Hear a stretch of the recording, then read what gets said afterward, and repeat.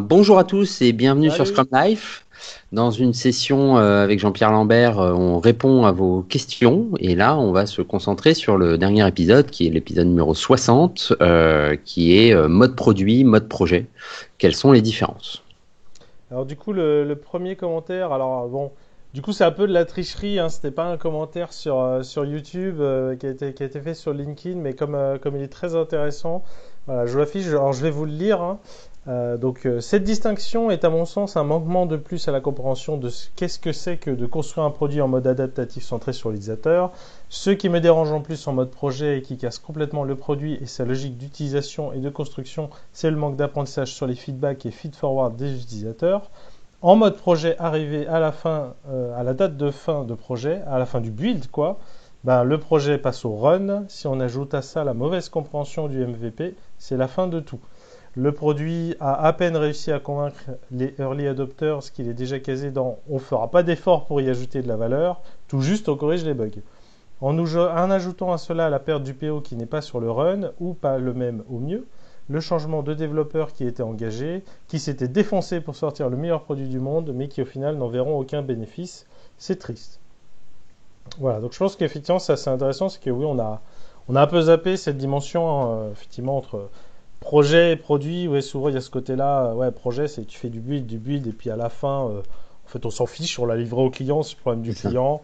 Ou effectivement, comme indique Nicolas, on switch de mode, voilà, c'est TMA, c'est une autre équipe, c'est plus les mêmes personnes, etc. Alors qu'effectivement, ben, dans cette dimension en produit, il y a toujours en permanence, en continu, on fait évoluer le produit, mais on le maintient, et il faut gérer effectivement en même temps l'aspect prod, etc. Et ce qui est logique, puisqu'il y a toujours cette dimension apprentissage. Voilà. Je sais pas si on a quelque chose d'autre à ajouter là-dessus. Je pense que suivant les équipes, ça va aussi pousser ce mode projet avec une autre équipe qui fait le run. Ça va aussi pousser à plus facilement rogner sur la qualité.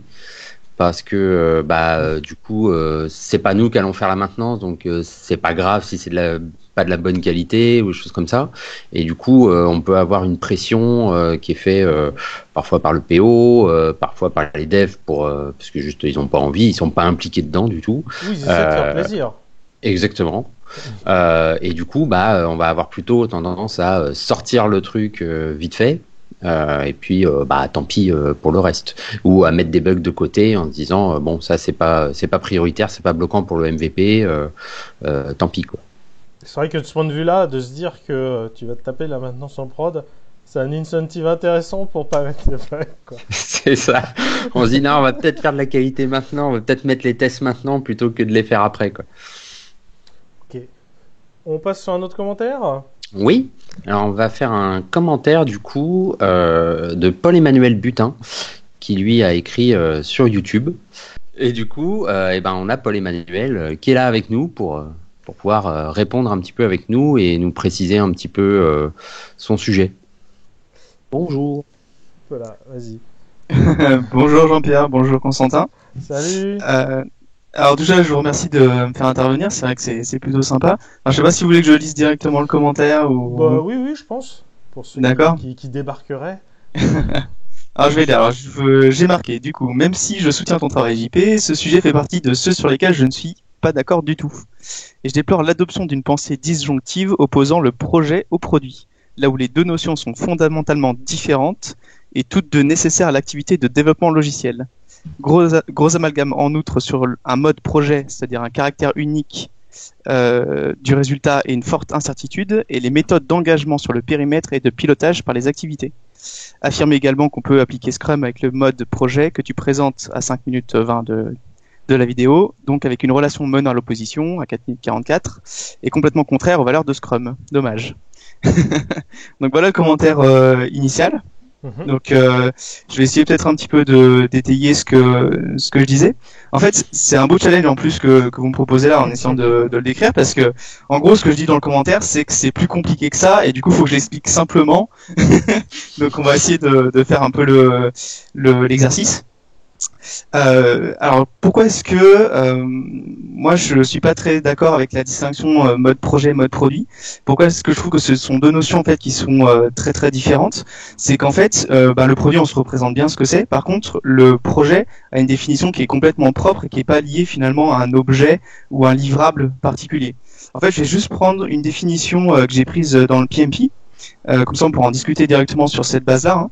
Un projet est un effort temporaire exercé dans le but de créer un produit, un service ou un résultat unique. La nature temporaire des projets implique que le projet a un commencement et une fin déterminée. La fin est atteinte lorsque les objectifs du projet ont été satisfaits ou lorsque le projet est arrêté parce que ces objectifs ne seront pas ou ne pourront pas être atteints ou lorsque le projet n'est plus utile. Et en fait, là, on voit déjà que quand on parle de projet, on parle d'effort, là où, en fait, sur le produit, on parle déjà de livrable. Et un projet peut avoir à la fois un produit, des services et des résultats uniques. Sachant que dans le résultat, le terme que j'aime bien aussi, c'est le terme capacité. En fait, on met l'organisation en capacité de faire quelque chose aussi via un projet. Et là, on se rend compte qu'en fait, si on se focalise sur le produit et qu'on fait un amalgame finalement avec le projet, en fait, on se prive de la vision service finalement, de tous les services qu'on peut apporter autour, potentiels, et de toutes les capacités. Et ça, déjà, je trouve ça un petit peu dommage. Ensuite, donc là, on est plutôt sur la partie distinction entre projet et produit, mais il y a aussi la partie que tu présentais qui était plus liée sur les engagements de résultats finalement, qui sont un petit peu, on vient plutôt rajouter du périmètre plutôt que faire de la qualité, etc., etc. Et en plus, on fiche la date de fin quelque part. Il y a une partie aussi justement mise en production. Alors qu'en fait, on voit simplement que là, quand on dit qu'on a une date de commencement et une fin déterminée, on parle pas de date. On dit que c'est satisfait quand les objectifs du projet ont été satisfaits. Et en fait, ces objectifs-là, ça peut très bien être un périmètre, ça peut très bien être du temps, ça peut très bien être n'importe quoi, finalement toutes les caractéristiques qu'on veut par rapport au projet. Et en fait, se limiter simplement à une garantie de résultat, comme c'est fait dans les anciennes méthodes, justement, cycle en V, etc., je trouvais ça un petit peu réducteur. Voilà. Alors, je sais pas si déjà on peut discuter de ça ou si je passe à la suite directement. Non, si, je pense que c'est voilà, bon, toi, tu vas dans le dur, c'est genre, bon, attends, on va commencer, on va prendre la vraie définition, du truc, etc. Et oui, très clairement, ce côté mode projet versus mode produit, je pense qu'il a été fixé parce que c'était un peu impactant, parce que ça fait des vraies différences, ça dénote un ensemble de choses, bon, c'est ce qu'on explique dans la vidéo, hein, où il y a des vraies conséquences sur le mindset et du coup sur les comportements par défaut que vont avoir les personnes sur le projet, on va dire. Et peut-être que c'est pas les meilleurs mots pour faire cette différence-là. Parce qu'effectivement, on aime bien dire aussi parfois, genre, il y a un sujet qui est en l'air, on ne sait pas trop, il est porté par personne, et on se dit non, mais là, il faut se mettre en mode projet. Ce qui veut dire en fait qu'il faut identifier les acteurs, que là, il y a un objectif clair et qu'on se met ensemble. Et on n'est pas du tout en train de parler de comment on cadre une équipe, en fait, quand on dit ça. On dit juste que maintenant, c'est un vrai truc, quoi, et on arrête de le gérer dans un coin de table, quoi. Je pense que c'est plutôt dans ce sens-là. Je sais pas, toi, ce que tu en dis, Constantin. Parce que là, on est un peu coincé, là. Hein. Ouais, on a... plus, on n'a pas préparé. Non, moi, je pense... Enfin, je souriais un petit peu quand t'as sorti la définition, parce qu'au final... moi, par exemple, je reprends souvent les gens quand ils parlent de méthodes agiles en leur reprenant la définition d'une méthode pour montrer que ce n'est pas effectivement que l'agilité ne peut pas être une méthode.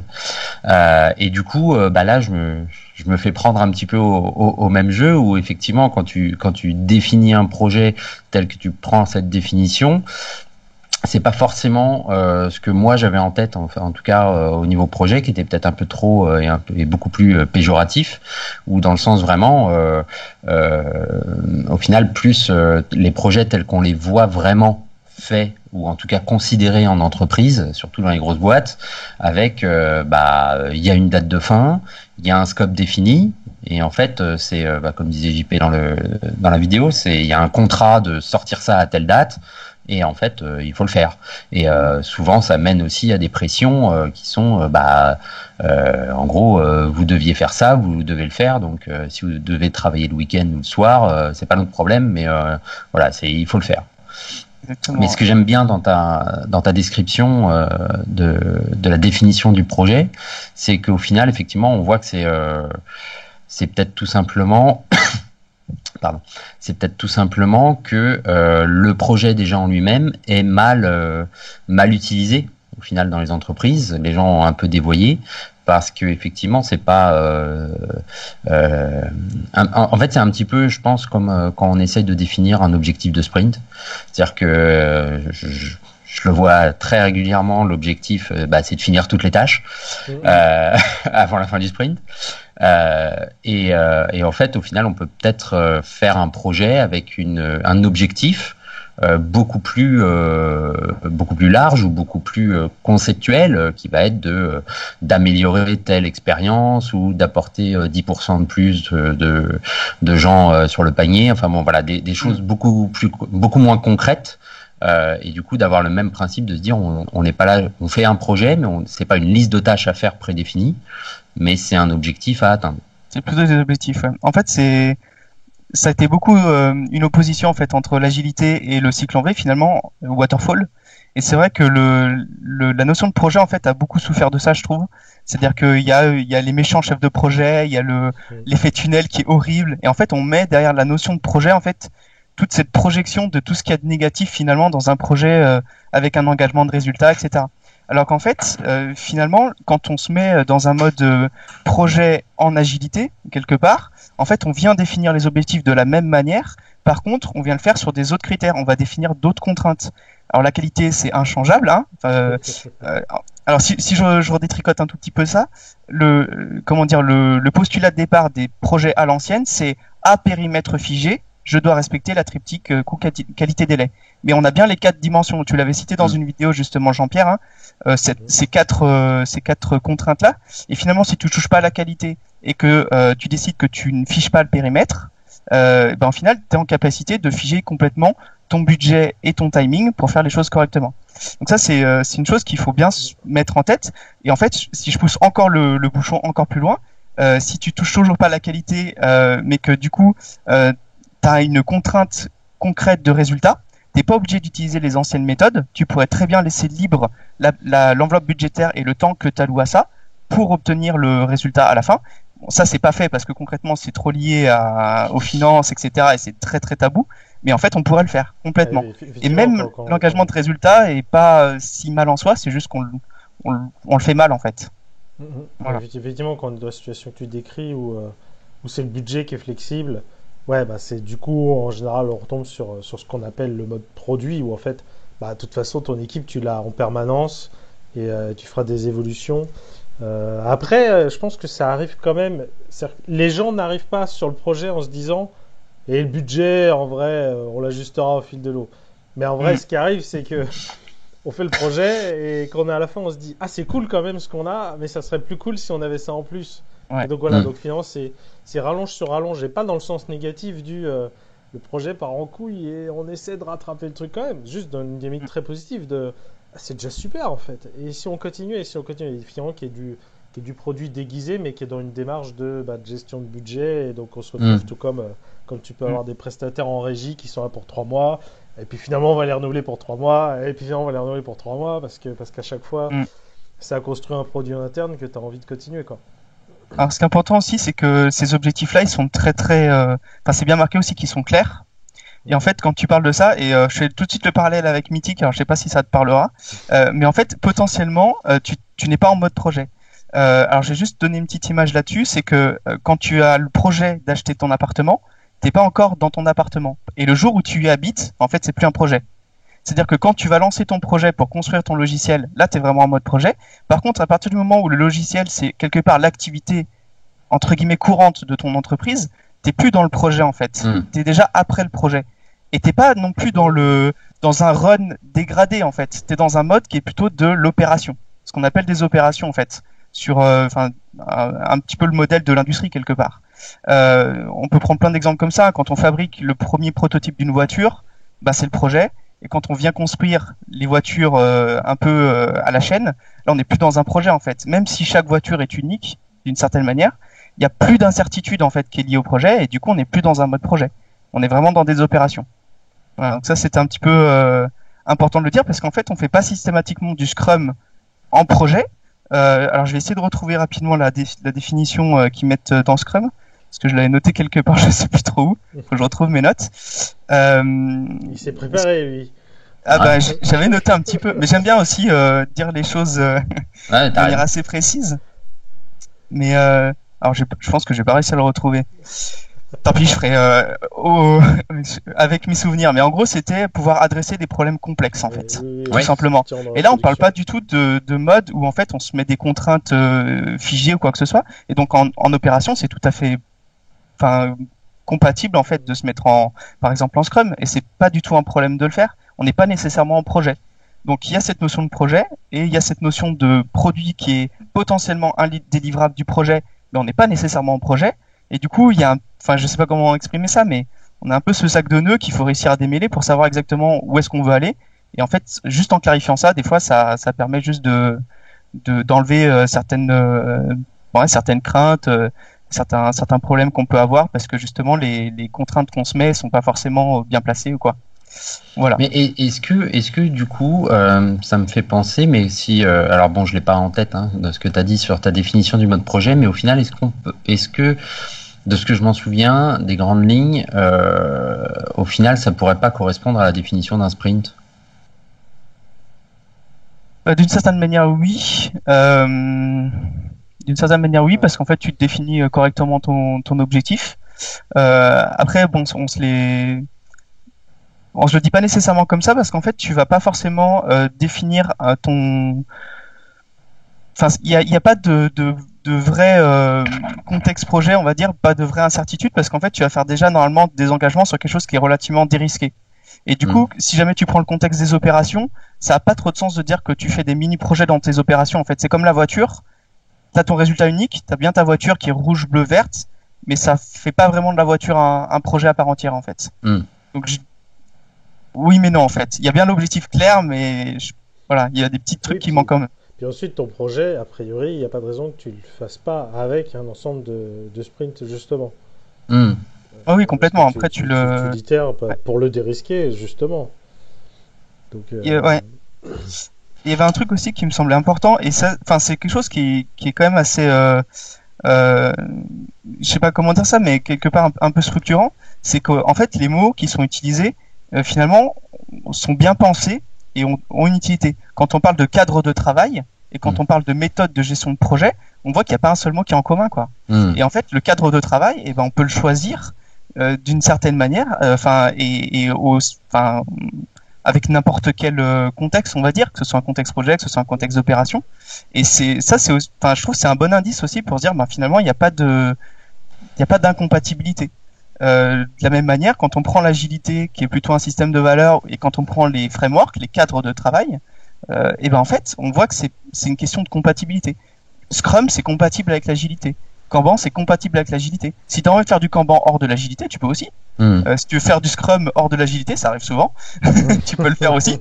Ça donne des gros problèmes. Ça donne après des communautés qui se montent anti-agilité, ou voire, je crois que c'est carrément le titre, c'est absolument anti-agilité. Parce que du coup, voilà, ça fait un gros amalgame, et voilà. Mais tu peux très bien le faire, en fait. Donc juste, des fois, décorréler. Alors, ce qui est marrant, c'est que je me suis rendu tout seul compte que, en construisant ma pensée, c'était très disjonctif, en fait. Et dans le commentaire, je dis, c'est dommage de faire une pensée disjonctive. Et pour ça, en fait, j'ai commencé à réfléchir un tout petit peu à ça. Et je me suis dit qu'effectivement, ce qui est intéressant de voir, c'est que l'élément fait partie du tout, le tout fait partie de l'élément, c'est-à-dire que le projet potentiellement contient des produits, le produit finalement donne du sens au projet, et en fait il n'y a pas de nécessité de décorréler les opposer, ouais. Exactement, en fait tout vient d'une certaine manière se compléter, quoi. Il faut pas, c'est un peu le sujet du commentaire, essayer de simplifier au maximum. C'est vrai que c'est rassurant, mais quand on simplifie, finalement on perd une certaine partie de la complexité, alors qu'en fait cette complexité là elle est riche, elle est belle, et en fait faut juste s'en servir, quoi. Et on parle, nous, parce qu'on est aussi un peu dans le cadre maîtrise d'œuvre, etc., réalisation, développement, de la partie produit. Mais si on pose la question en fait à un UX, un analyste business, on va dire non mais vous centrez pas sur le produit, en gros sur la solution, sous-entendu, mais centrez-vous sur l'utilisateur. Qu'est-ce que j'avais comme autre exemple sur les chefs de projet? Ils vont demander de se centrer sur les objectifs projet. Sur les membres de la direction de programme ou d'entreprise, ils vont dire bah non, concentrez-vous sur le fait d'être aligné avec la stratégie d'entreprise. Et en fait, je pense pas qu'il faille faire un choix en fait. Faut juste savoir que tout ça, ça existe, qu'il y a plein de contraintes un peu à droite à gauche, et qu'il faut tout rassembler pour faire un succès en fait. Et finalement, c'est le seul critère qui doit nous tirer vers un résultat l'un ou l'autre, hein, qu'on construit aussi au fur et à mesure. Mais du coup, c'est de prendre en compte toutes ces contraintes-là, puis d'arriver vers la chose la mieux pour l'écosystème entre guillemets. Et je voulais juste, ouais, vas-y. Au final, en fait, c'est un petit peu comme tout, c'est-à-dire qu'on peut faire comme tu disais tout à l'heure, un très bon mode projet de façon très agile avec les valeurs, avec tout ça, tout comme un très mauvais mode produit parce qu'on comprend pas derrière en fait ce qu'il y a et quelle est l'importance, quoi. Exactement, ouais. En demandant de s'engager, en fliquant les temps, en n'importe. Exactement. Ça c'est vrai aussi. Ou en ayant une mauvaise définition de la vision produit. Parce que j'ai déjà vécu ça aussi, un product owner très très motivé, une équipe très très compétente techniquement, mais la vision produit était pas nécessairement claire, et à la fin on se retrouve avec un couteau suisse et personne ne veut l'utiliser. Oui, et ça arrive aussi en fait, parce que d'itération en itération, tu vas de proche en proche, mais du coup comme la vision produit est pas nécessairement très très stricte entre guillemets, t'arrives à te perdre quand même. Je voulais juste lire la définition AFNOR parce que je la trouve très très belle aussi du projet.